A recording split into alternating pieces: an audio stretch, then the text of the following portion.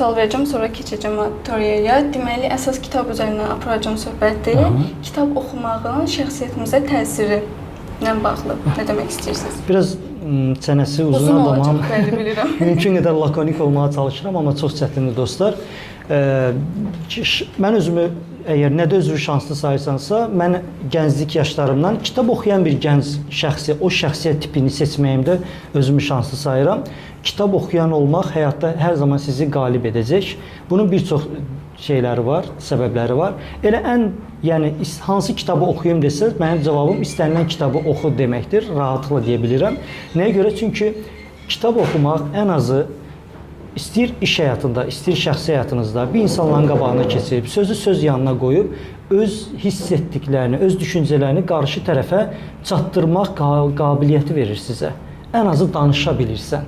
Bunun gücü sənin özündə deyil, bu güc kitablardan gəlir. İkinci əsas məqam odur ki, bu həyatda kitab oxuduqca sizin baxışlarınıza, yəni bu həyatda kitab oxuyan insanın baxışları ilə kitab oxumayan, kitab üzü açmayan insanın baxışları fərqlənir. Kitab oxuyan bir insan olduğunda sənin baxışlarına bir intellekt oturur. İntellektual baxışlı bir şəxsiyyət olursan və bu sənə nə verir?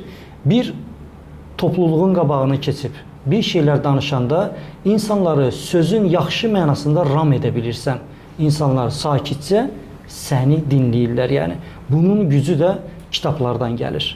Və oradan da mövzuya girmək istəmirəm. Kitabı necə oxuyaq? Tamam, orada yekunlaşdırmaq istəyirəm. Girmək istəyirəm. Yox, problem yoxdur. Tamam, bu qədər. Tamam. O zaman auditoriyaya verirəm sualı. Bir sualınız varmı? Formalaşdığınız sual kimdəsə?